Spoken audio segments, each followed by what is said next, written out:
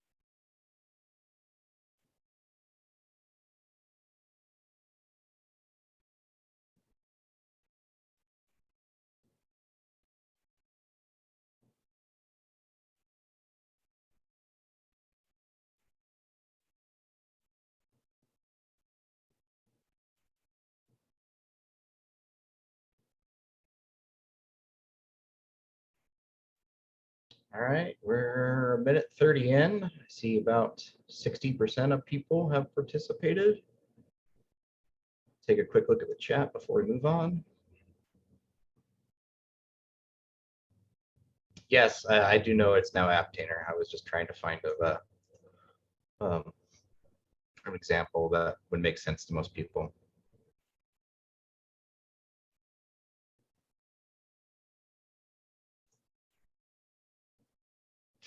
Have you heard of Docker like this, but done correctly? Okay, we're going to end the poll now, and we're going to share the results.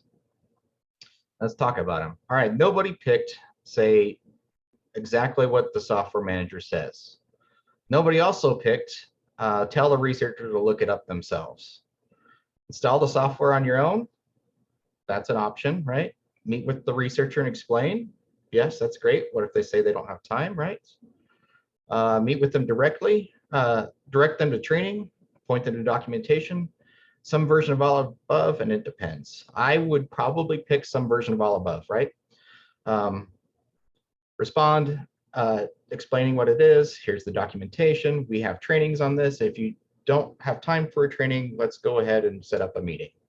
Kind of just give them all options open here. So thanks everyone for participating in the poll. We got more to come.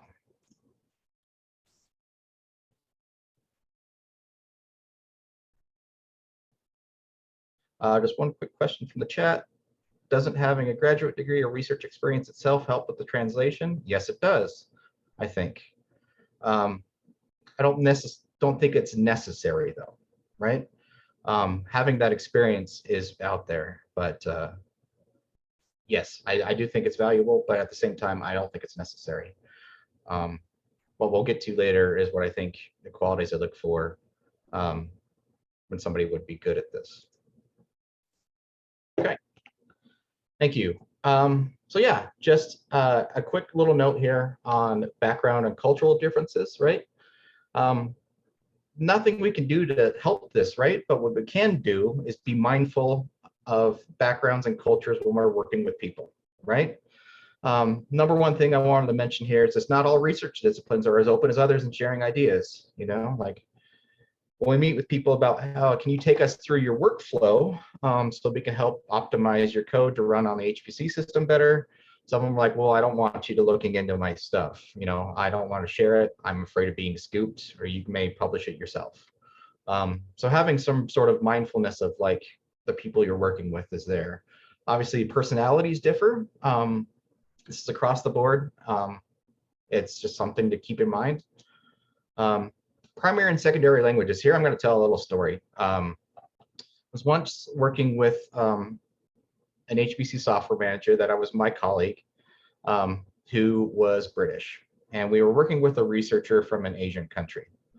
And the software manager was doing really great, explaining throughout everything in detail, going all over it.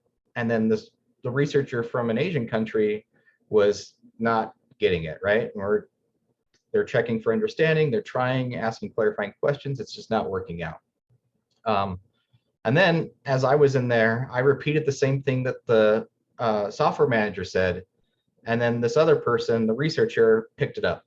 And I said, well, I didn't say anything different than what they did. What's the difference here? And just being curious about that, the response was, well, I watched a lot more American Hollywood TV and movies than growing up than I did anything from Britain. So that was just a simple accent thing. Just something to be aware of, that when you're working with people, not everybody's going to be working the same. There was no offense, anything going on there. It's just something to be aware of, right? And obviously different cultures have different ideas about working with others and things to just be mindful of. All right, so just a few things on skill sets that I think go well for CI translation skills. Attention to detail, adaptability, being willing to change your approach as you're doing these things, being curious, right? Finding out more information from either side. Motivated, right? If you're just sitting there and you don't think things are going well, but you don't really care, that's gonna be really hard to fill this sort of role. Obviously your writing skills, from changing one thing to another, and effective communication, which we talked about earlier today. And I believe on Wednesday, Dirk is giving a talk that's talking about complexity, which is great, or problems. So here's some methods, right? We mentioned a little bit about reducing jargon and acronyms, using some analogies, right, are good things. Checking for understanding. One thing I want to highlight here is I kind of don't like using the term, does that make sense? Because that leaves it open-ended and somebody could just be whatever. So let's do something specific, right? So like does the idea of a software container make sense, and can you use it in the future, right? Something like that. And if they say no, well, what can I further clarify for you? How can I help you better? Make sure we actively listen, right? So make sure you're hearing everything going on and repeating as from a personal statement, right? I hear, this is what I heard. Can you please tell me if I'm correct, right? Making sure that you're not assuming and saying, you said this. Paraphrasing, right? So trying to sum up what they said to kind of get some more clarification, and obviously clarifying questions. Okay, can I get a little bit more info on what you mentioned here? So these are sort of the methods that I use to order to make sure that I understand what the researchers are telling me and what systems facing staff are telling me, or whoever else. It's sort of one of the roles that we have here in user support. I'm going to take a quick look at the chat before we move on to a different one. Acronym dictionary. Yeah, one thing I've used in the past is a glossary, right? Not being afraid to pause the conversation. Yeah. Active environment for bidirectional paraphrasing. Let's see here. Rather research experience will help. Yeah, okay. Generalist mindset. That's exactly what I was trying to get at. Thanks, Henry. Obviously. Okay, cool. So let's move on to sort of the teacher role, right? Translator role, I think, is sort of the first sort of thing that I came across in my experience. But then I got into doing more workshops and trainings, right? And kind of just teaching myself how to do it was how I went about it. Maybe not the best way, but that's how I did it. So when we talk about teachers, right? The purpose of this role is that to provide knowledge to enable people, right? So we teach workshops, trainings, sometimes we do guest lectures, and one-on-one consultations on showing people things. So these are some of the frequently used tools that we have. And then we're going to move on here to what some of the challenges may be. And I am interested in hearing from you all. What do you think the most challenging things are about teaching or educating researchers?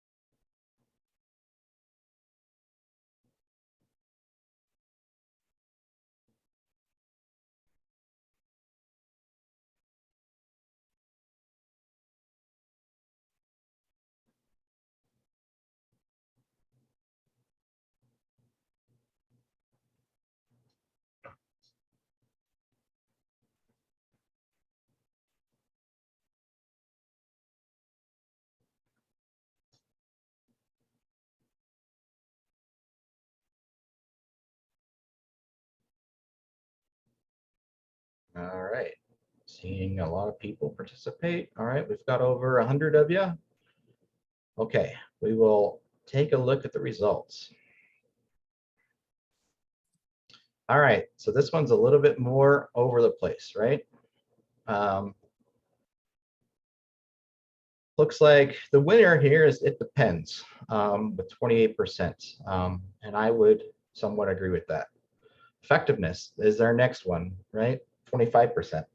How effective are we in this teaching? We're talking about awareness, map, and format, motivation, bringing up the rear. Was I'm afraid to answer honestly, so I'm glad most people were able to answer honestly. Okay, great. So here's a few that I've identified. I obviously gave some of them to you in the poll. So motivation, the why is it worth it question, right? What's the value of this? What are the commitments going to be? What are the consequences of not doing this, right? Things to think about. Format, what is our best delivery question, right? Is it our documentation? Can it be handled there? Is it a large workshop to open to everyone? Or is it smaller so that we can be a little bit more engaged with the group? Or is it multimedia, right? Well, we've learned over the last few years that there's a lot of people asking for recordings and asynchronous training materials, much like they went to college the last couple of years. Effectiveness, right? Was the goal achieved? Did the user have their expectations met of what they were going to do? Did the users meet your expectations of what you hoped for them to understand, right? How good of this, how good did we do here? An improvement, right? The what could be better question. We're talking about assessment and feedback, right? We're going through all these things, but was it the best we could do? And how do we make it better next time? I put awareness on there in the poll. I did not put that in here yet because I'm going to talk about that when we get to another agenda item. Right, so motivation obviously plays a massive role. Teacher must be motivated to provide the knowledge. Additionally, the users must be motivated to take advantage of the opportunities, right? So how do we do this? First off, why? Why do we do this? Support time reduction, right? If we're not teaching anybody how to do things, we're going to keep getting asked questions, or they're going to stop using our stuff. Another big one that I put in here, this is just something that I get and a lot of people that I talk to get, the psychological fulfillment of teaching somebody something, right? Another personal story, worked with a researcher who was doing genetics on African cichlids on Lake Victoria. Went through, had several meetings, they came to several workshops, and then I see a Forbes news article published about them and their research and everything that went on there. And I was sort of like a proud papa at that point, It was really, really rewarding. Obviously, this is building relationships too, right? So if we're in front of people, teaching people things, they know that they can come back to us and ask questions at any time. For the users, right? They can look at research computing as having this huge barrier, this huge learning curve. So going to these things can help remove those barriers, and I can be a little bit more self-sufficient in what I'm trying to do here. So what are the tools that we should use to get through these things? Well, it's all sort of depends, right? But one of the biggest ones I will say is to make sure the expectations are stated clearly up front, right? In this training, you will get participants will learn these, right? This is what you will need to know before you come into this training, right? Some of those things about how the workshop or this educational opportunity will help them in their career. All right, formats, right? They vary widely, right? With advantages and disadvantages. I will say, I don't think there's a silver bullet out there of something that works for everyone. So if you just focus on the one thing and that's what we get done, I'm not necessarily sure if that works effectively for across things. So you might have to do any combination or all of these.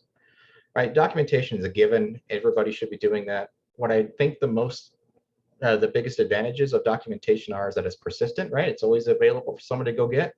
You can always change it as you change. Wanted to mention a little bit about accessibility, right? With screen readers, people who may have trouble hearing somebody in a live workshop could use the documentation as a thing. And it's also translatable, right? What we talked about, the different language backgrounds, right? There's technology to help translate that stuff on the fly. However, it's not everyone can read text, understand the content as you intend it. One of the biggest feedbacks I've ever got is like, this is a wall of text, I can't keep going. Or the short term, right, that you get on Reddit is TLDR, right? Too long, didn't read. I'm not going to go through that.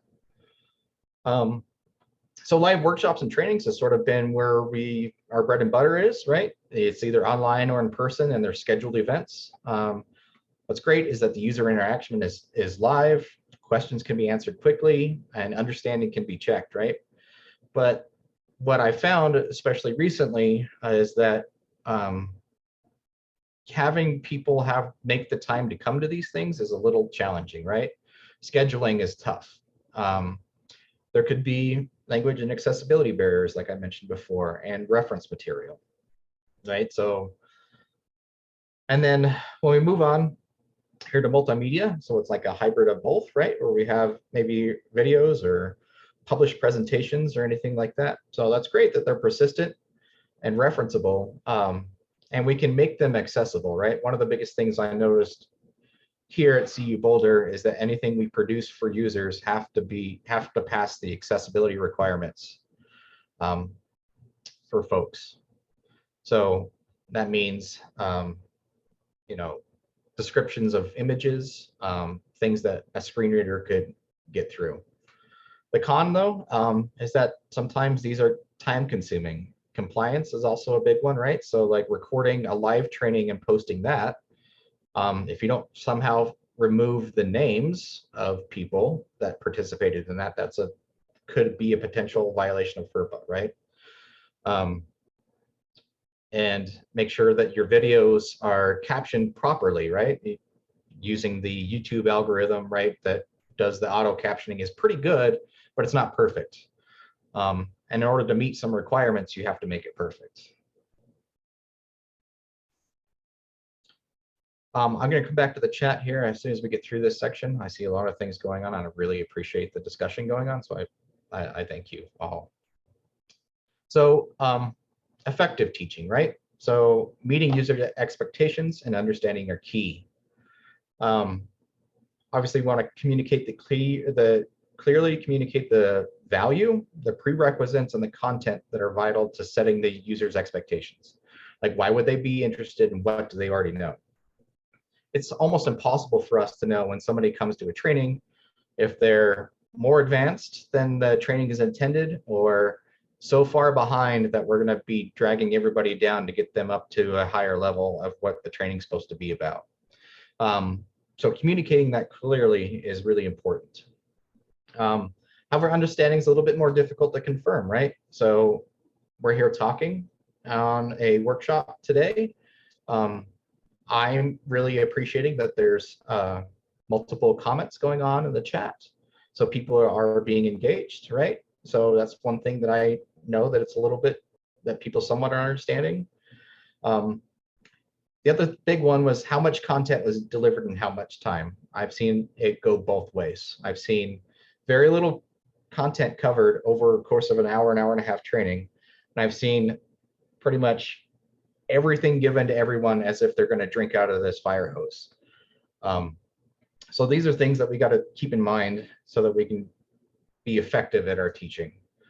Another thing we do here at CU Boulder is that after every single training, every participant is giving a survey to fill out and to give us feedback. We regularly look at these things, and it's a requirement of us to get a certain level of satisfaction, whether we are good or great at being teachers. And then the teacher check for understanding. Like I mentioned before, in the translator role, not does this make sense, or can you now log on and start running jobs on the supercomputer? If not, why not? How can I help? So improvement, right? So we looked at that effectiveness and getting some feedback and how important it is. But I want to mention that I don't think every workshop is going to be perfect, and I don't think it will never be, right? But we can always seek to improve ourselves, our content, or maybe our delivery methods for improving are also never perfect, but if you can help. So self-assessment. So how did the teacher feel when how a workshop went or is going, right? So in the middle of the workshop, if you're seeing gray matter coming out of people's ears or something else going on, is it time to take a step back and check for understanding and adjust our approach, right? Or at the end of it, go like, man, that didn't seem to go over well. People didn't seem very interested. There was somebody in the back tapping their foot going, when is it going to get to the good part? Other people going, I have no idea what you just said. right? So the feedback is really important, like we mentioned before. And then the other thing that we do here is a peer review, right? We get somebody else on the team to sit in on our training and see how it goes, to give another perspective besides just the teacher, right? So these are things that they're familiar with the content, so they can give feedback on how well you covered that subject or whatnot. So a few things that I wanted to mention that are good skills that a person would have that would make them a good teacher. Obviously, communication, listening, being able to listen to whatever happens, collaborating with other groups and with users, adapting, make sure you're engaging, be empathetic to the people that are participating in your workshop. See how they're doing, make sure that we adjust how we're doing things, and also be really patient. If you have an hour and a half to get done what you spent a week on putting together, you may not get to it. That's okay. Just make sure that you get the value for the researchers or the users in the training, and then maybe come back and reassess, right? So just have a little bit of patience. All right, let's take a quick look at chat again.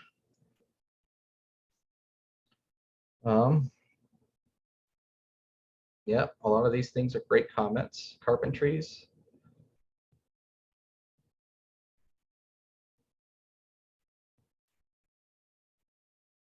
Bold to assume, yeah.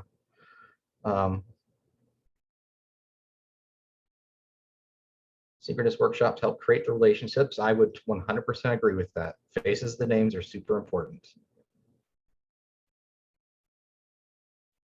And the only reason I bring up the multimedia format is that it seems to be those are the requests we were getting a lot more lately. And I believe it's people's experience over the course of the last 2.5, 3 years, whatever it is. And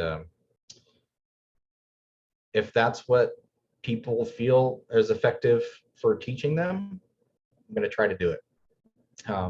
It's important for me as a user support person to support the users and what they want as much as possible within reason, right? Okay, next role, the troubleshooter, right? So once again, I mentioned that we're the most visible members of the CI team. So we fill the role of initial troubleshooting, right? When somebody sends in a help ticket or they're in a consultation or they're in a meeting with someone, general problem solving is part of the user support role and a very big one. What we first must do is identify the problem, right? What kind of problem is it? Let's see, do I have a poll for this one? I think I might. Actually, I will do that in a second here after I get through this. All right, so what type of problem is it? Before offering solutions or seeking guidance? It is typically two types. Technical problems, right? Where there's a system malfunction, software issues, networking and security, those sorts of things. Or there could be user problems, right? Maybe it's their abilities. They haven't gone to the trainings, they don't know what's going on, they haven't read the documentation. How are we there to help them? Is it misuse or abuse? Is somebody doing something they shouldn't be? Because is it an ability thing? Maybe they don't know. Maybe they do know and are just trying to get one over. Maybe it's workflow design. Maybe it's what they thought would work well, but maybe it's not quite working out on an HPC system like it could be. So optimization's there, right? So here's the poll that I would like for people to answer. What is more common? System problems or user problems?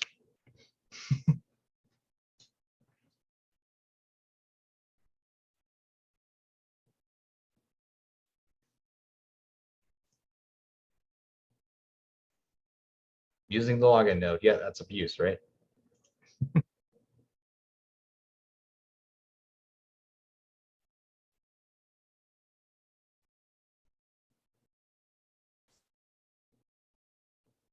There's no it depends option. Yeah, I forgot that one.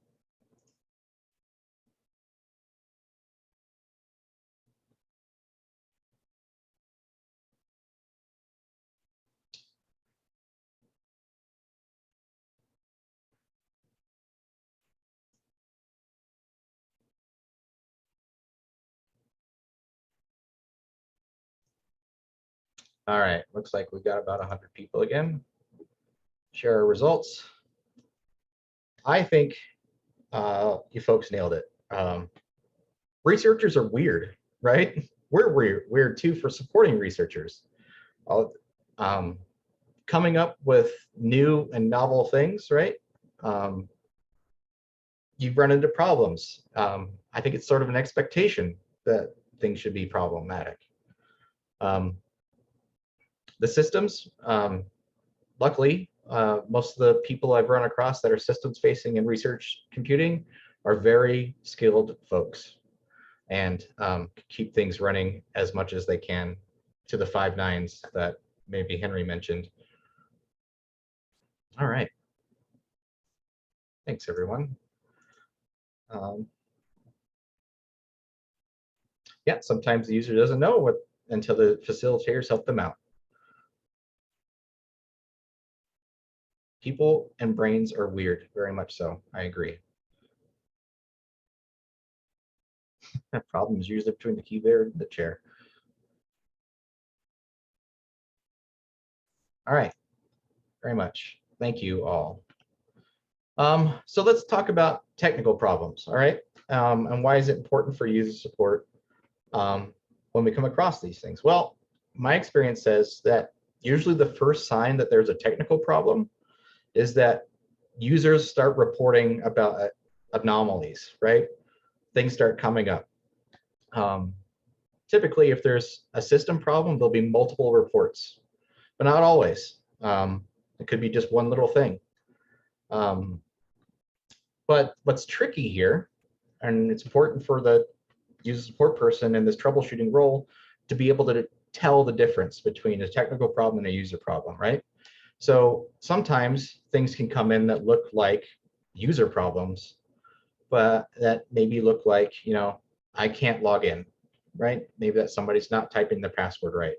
But if you get 10 of those, what's going on, right? I can't access my files. Are you sure you have permission to your files, or did you change them, or did something go haywire and did something, right? My jobs won't run. Okay, did you set up your script correctly to submit it to the scheduler, or is there something that is completely haywire with the Slurm database or whatever scheduler you use that won't let these things be released? I'm having trouble transferring my data. Is this a chown issue, chmod issue? Is there networking problems? Is there security problems? Something like that. But my personal favorite is when somebody says, I'm sure I'm doing something silly, right? And you get looking at the problem and it's not their fault at all. There's like a hang up or somebody else is doing something else. But yes, I think all these things can look like they're user problems, but can be technical problems at the root cause. So what do we do about technical problems as user support? My first step, and what I coach my people to do, is to try to replicate the problem as best as possible. Get more information from the folks if you can. And if you can replicate the problem, then having a good working relationship with your systems facing folks is pretty important. You can replicate it, show them what's going on, they can look into it. Report the issue and communicate with the user. Hey, you said you thought you were doing something silly. Turns out you're not, because I can do the same thing. And I technically know what I'm doing, but we reported it to the sysadmins and we'll let you know when it's ready to go. If it can't be replicated, it could still be a technical issue, but we're going to need a little bit more information, right? Ask for more details as we can. Maybe it's something wrong with the laptop they're using or whatever clients that they're using. One of the best things I found is communities like this, right? Ask from your team help, and then national communities, the Campus Champions here, other places. Has anybody ever seen something like this happen? Yeah. So once again, good front door to technical problems that need to go to the systems facing staff. All right. Now user problems have sort of the same inverse, right? They can look like technical issues, but not really actually be, right? They can be difficult to determine what type of error the person's using. Sometimes it's easy, sometimes it's not. If you can't replicate the problem, then you got to figure it out by working with the user. So typical things, right? I can't log in. We saw that in the last slide. How are they different? Well, it depends, right? I've often seen a lot of this happen at once, think it was a problem, start working with somebody, another personal story. They recently got an account. They wrote their password down into a text editor on their desktop, and they were trying to Control-C, Control-V, paste it into the terminal. And it was back and forth for a long time, emails like, are you sure you're doing this right? Yes, I am. Oh, you're trying to copy and paste it with a keyboard shortcut that won't work in the terminal. Type your password in, worked right away. Please install the software I need. What if it is already installed? Have you done a module avail yet? Have you looked for it? Are you sure you're aware of it? Right? I've been waiting in the queue for a week. Is that our problem? Is there something wrong with the QoS or something else? Or is it that you're trying to request so much that you can't get running? Right? Another favorite of mine, is there something wrong with the system? Probably not. It's probably you, but let's take a look and we'll see. So while we mentioned in the poll that user problems can be numerous and unpredictable, right? Back and forth email exchanges can often be frustrating for both the user and the CI staff. But I highly recommend approaching user problems a little bit nuanced and empathetic, right? So one example that I've used, I'm sorry you're experiencing trouble. Like, I can sympathize a little bit. Would you like to schedule a meeting to work through the problem?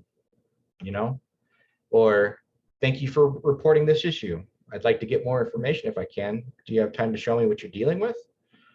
Sort of things like this that take into account that people are interested in your service, right? Thank them for that, acknowledge that, try to get some sort of background information and set up a way for you to get that information. Hopefully ending with a solution. All right, 2 skills that I want to mention for troubleshooting, right? First off, don't panic. You see a lot of errors come in. It's easy to freak out. Like, what am I gonna do? How am I gonna get to all these people? Make sure there's really a problem, like we mentioned with the difference between technical problems and user problems. Make sure there really is something going on technically, probably not, but maybe. Do your best to know the CI that you're working with. Somebody starts mentioning, I can't get onto XYZ server, and you're like, I don't know that one. Is that even ours? So just make sure that you know the best of your ability what you're working with. Be looking for clues within conversation, right? When people are talking about what they're dealing with, try to pick out the words that they're using and follow the clues. Don't be afraid to ask questions, both of the user and your team. Be humble about your abilities. I've seen it happen before, where somebody took on a ticket, tried to help somebody out, and their best intentions were out there, but kept going at it and being really delayed when they could have just gone to somebody else and asked for help. All right, so know when to seek assistance. It's not valuable of your time or the user's time for you to beat your head against a brick wall trying to figure something out before you seek assistance. All right, before moving on, let's take a quick look at the chat to see if there's something else to manage. Curiosity, yeah. Overstate sort firm. Yeah. Small files kill performance on some file systems. I believe that's very true. Yeah, metadata is a big problem on those especially. Okay. We told them it was good practice. They did.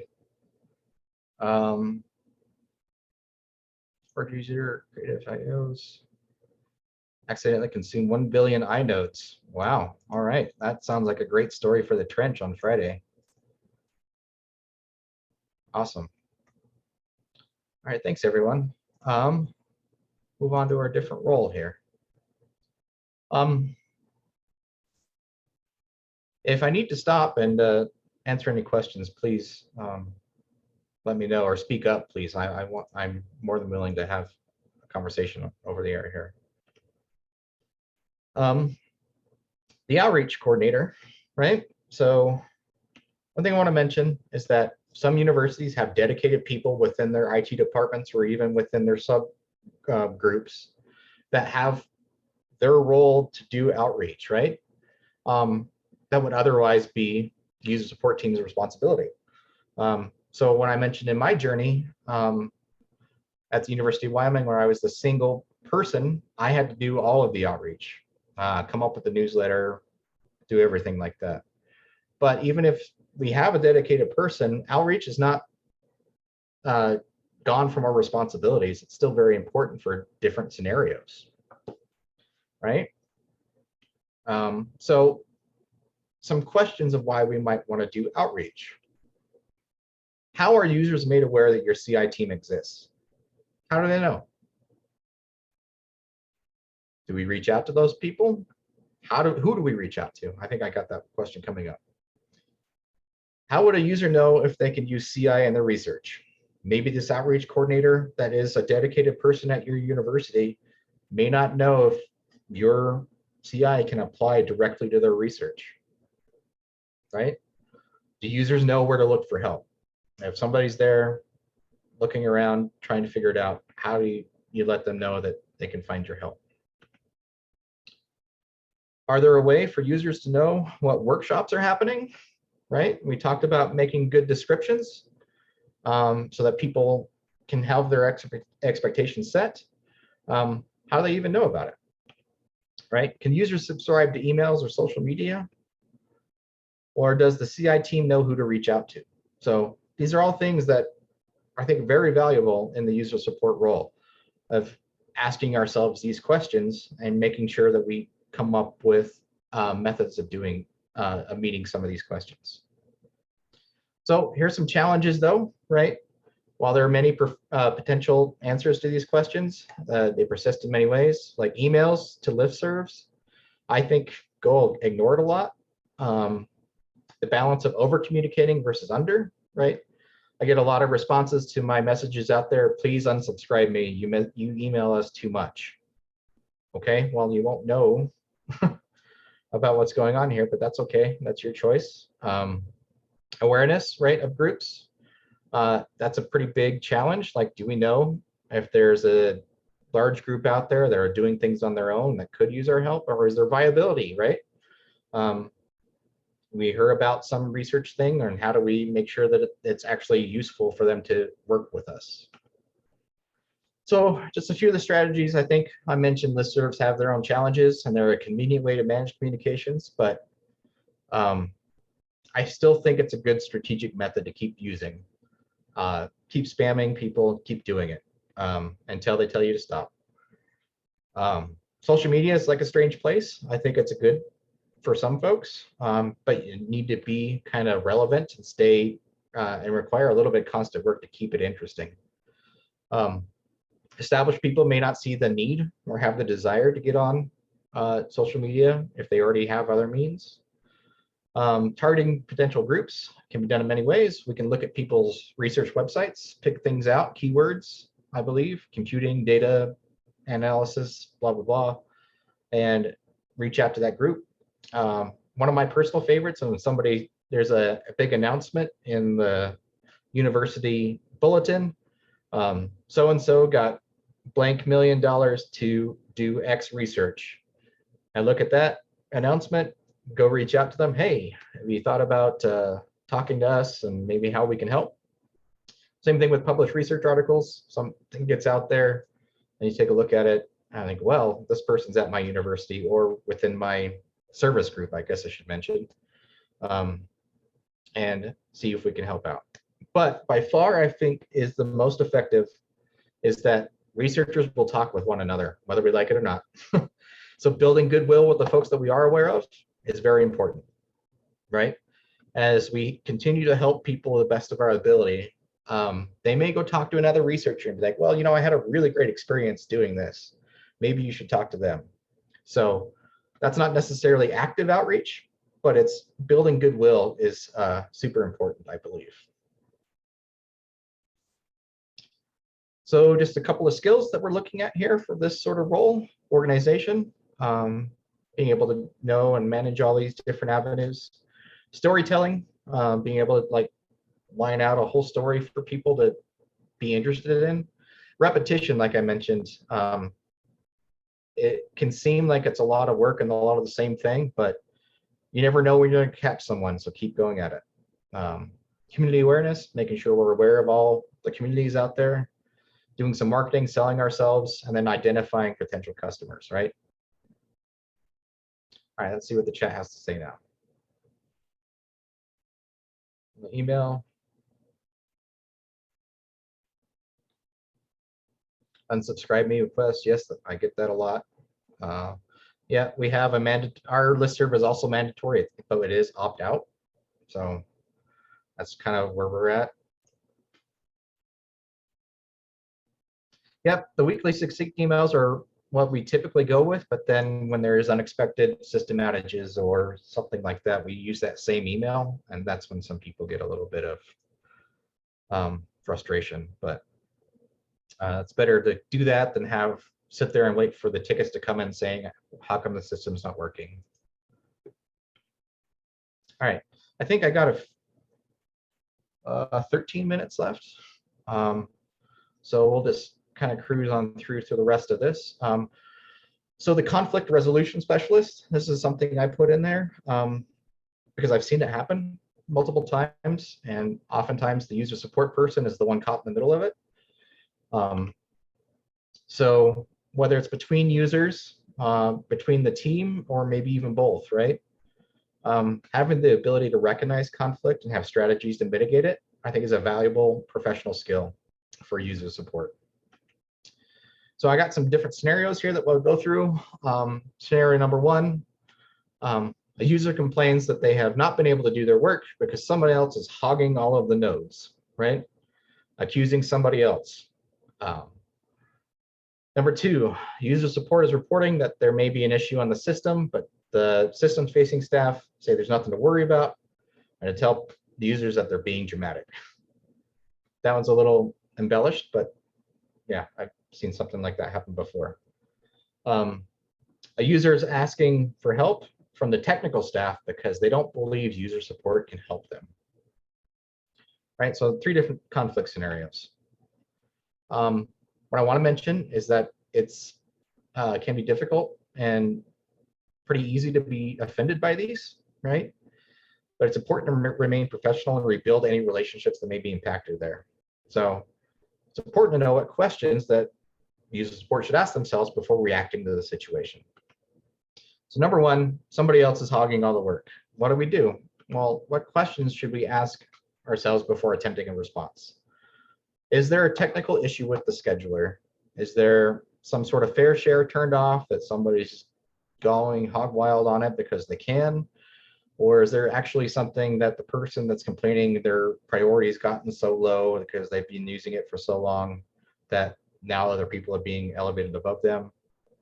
So is the defendant really misusing the system, or is it working as expected? And then how do we set expectations for the plaintiff? So be like, either somebody is abusing this and we'll take care of it, or this is how the system's designed. You're going to have to wait for them to get done because they've been waiting on you for a long time, something like that, right? So what we want to avoid is, one, user A emailing user B saying, stop, you're hurting everybody else, right? We want to be in the middle and resolve that conflict. Number two, right? User support and system facing staff are kind of having a little bit of an issue here where we believe something's going on, they don't, and everybody else that says there is being dramatic, right? What are the questions we need to ask? Well, is there first off a trust issue, right, between the user support and system facing staff? Do they not believe us, right? What do we do about that? why does the technical staff believe that there isn't a problem? How can user support respond to the users that isn't offensive to what they say, right? It's like, there isn't a problem, you're being dramatic. I don't think that'd be a great thing to say. But yeah, is there a trust issue? And maybe we need to start working on that. I think would be the first thing I would think about. And number 3, oh, I forgot to update that first bullet point. Asking for help from the system-facing staff because they don't believe user support can help them. Just kind of going around the front door. Is there a trust issue? Obviously, again, did we do something to upset this user at some point in time? How do we rebuild that trust? Is there actually a problem that we can assist with or not? So how do we respond? Do we get them in touch? It's all pretty nuanced, right? But things to recognize and make sure we ask ourselves questions before getting into it. So a few of the skills that we look for in conflict resolution, right? Remaining calm, sort of same as troubleshooting. Listen carefully, don't take it personally, don't accuse anybody else. Prioritize resolving the conflict over being right. Whether you're right or not, make sure we rebuild trust and relationships.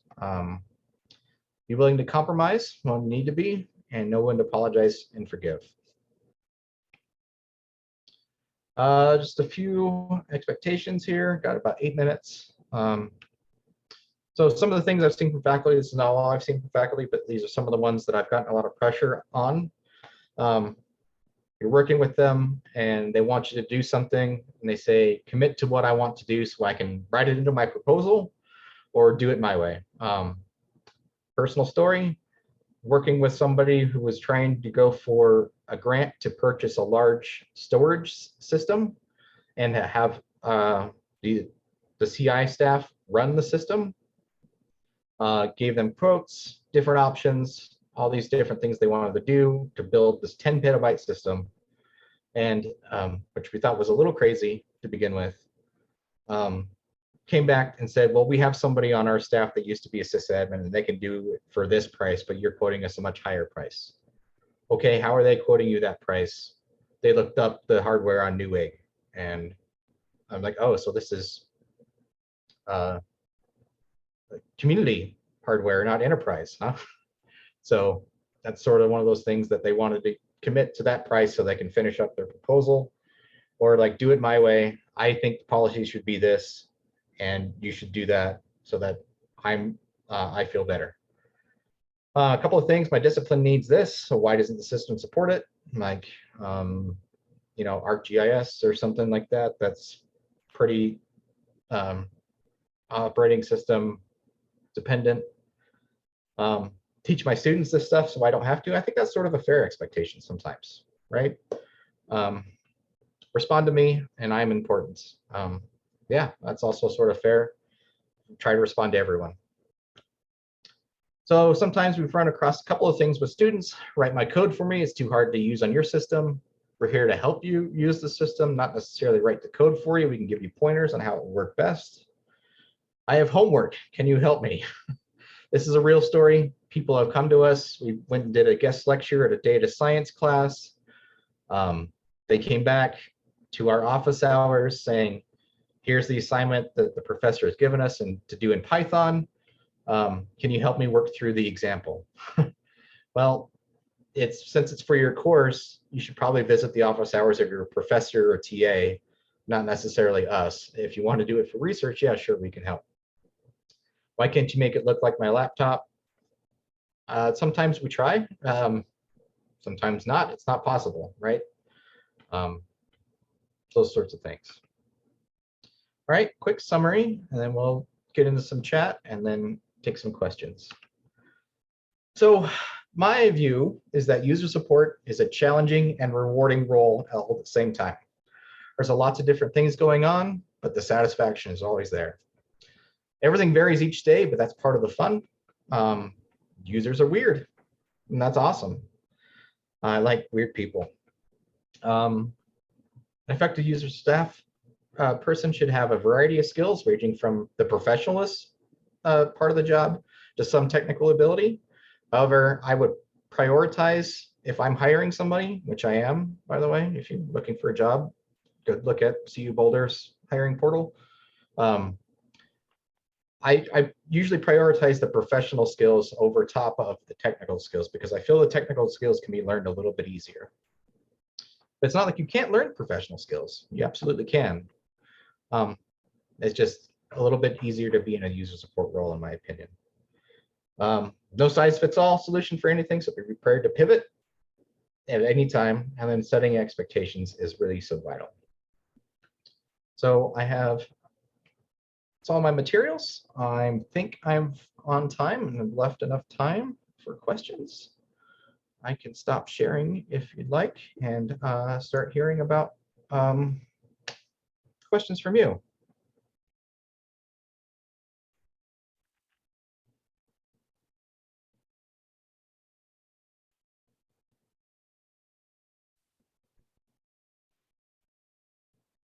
Awesome. I'm glad that everybody's getting good value out of this. Yeah, I think the copy of the slides are published on the website. Is that right, Henry? Yeah, that's correct.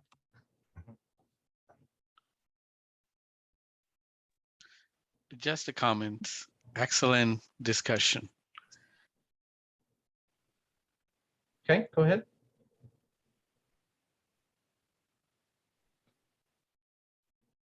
Oh, can you hear me? I said just a comment. It was an excellent discussion. Oh, that's it. Thank you. Cool. Thank you.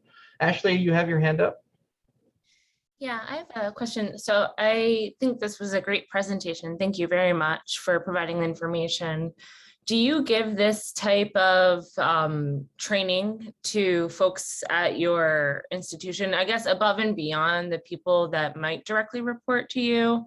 Maybe others like that work in, I don't know. I don't really know what I'm thinking, but I'm just thinking of like this would have been useful for me as someone who is supporting researchers as a project manager on a researcher team. Awesome. Great to hear that. So I'm going to respond a couple of different ways. First off, a lot of this material that I've posted, I learned one here at this conference. I've also learned with the cyber ambassadors that Dirk will be talking about tomorrow and Wednesday. So a lot of the materials that I got for this were going through these sorts of things. And I believe Dirk can maybe speak more to it.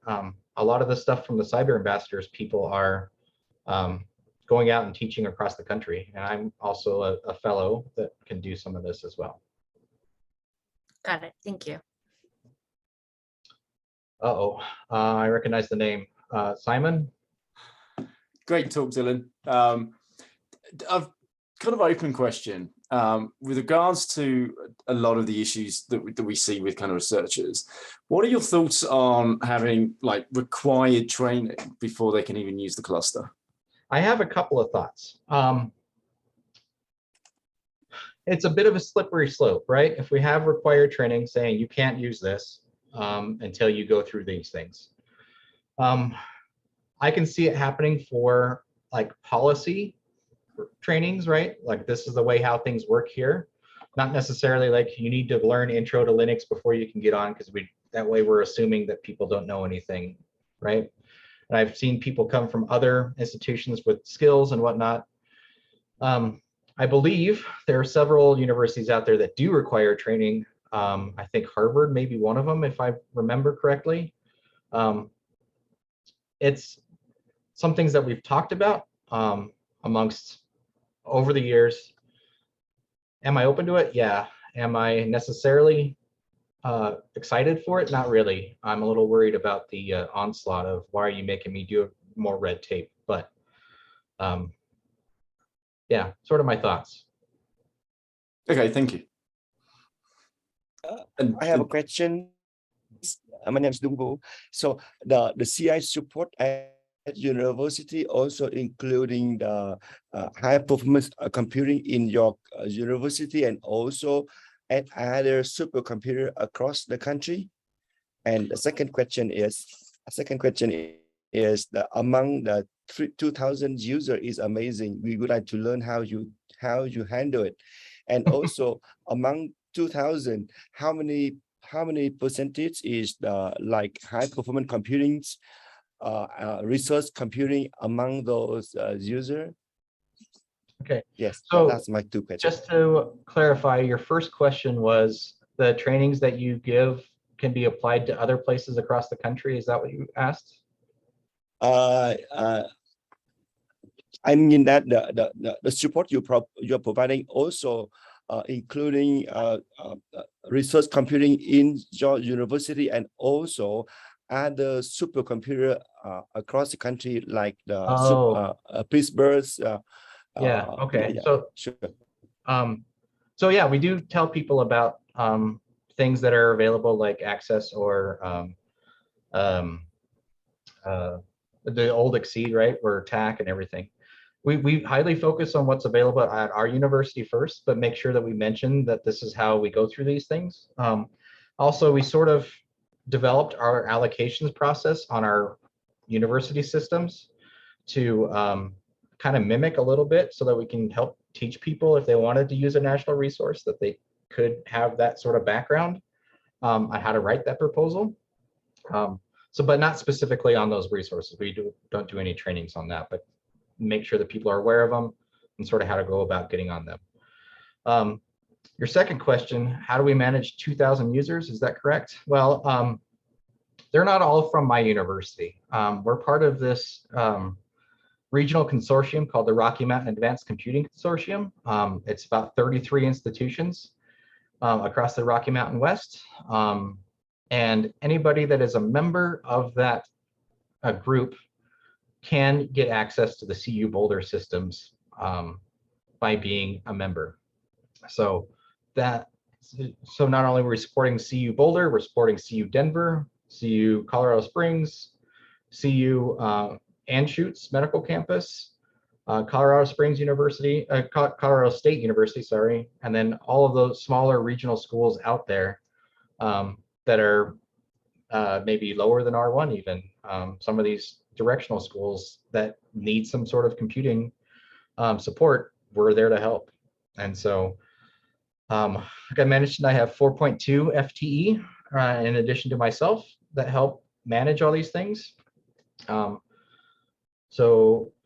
have a lot of people, and I believe we're hiring even more. So check out our hiring portal. Shameless plugs there. Hand up, Sagnik.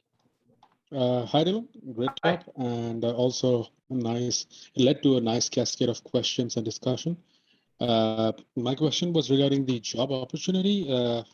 How are you guys classified? I'm on your portal page. So, what would we be looking for? How about you send me an email? My email address, I believe, is on the website. I believe. All right, sounds good. Yeah, Thank you. send me an email. I'll get back in touch. Yeah. All right, thanks.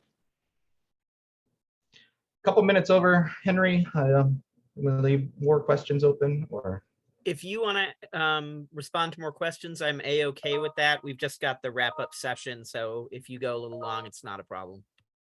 Okay. I'll spend a couple more minutes. I have a meeting this afternoon too, so I'm sure most of you are busy as well.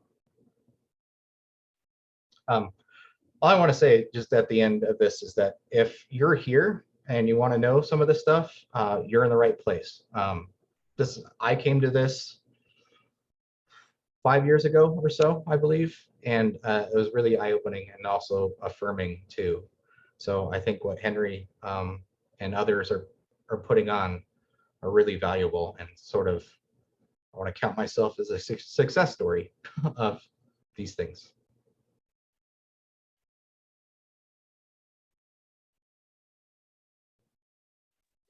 Well, and the proof of the pudding is in the eating, because you just gave a fantastic presentation. So I very much appreciate you doing that, and I think we all do.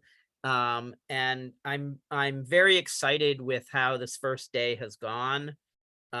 So give me a moment. I'm going to stop the recording and then restart the recording for the for the wrap-up session. Unless are you doing more questions, Dylan? I think we're good. Thank you. Okay. Thank you, Dylan.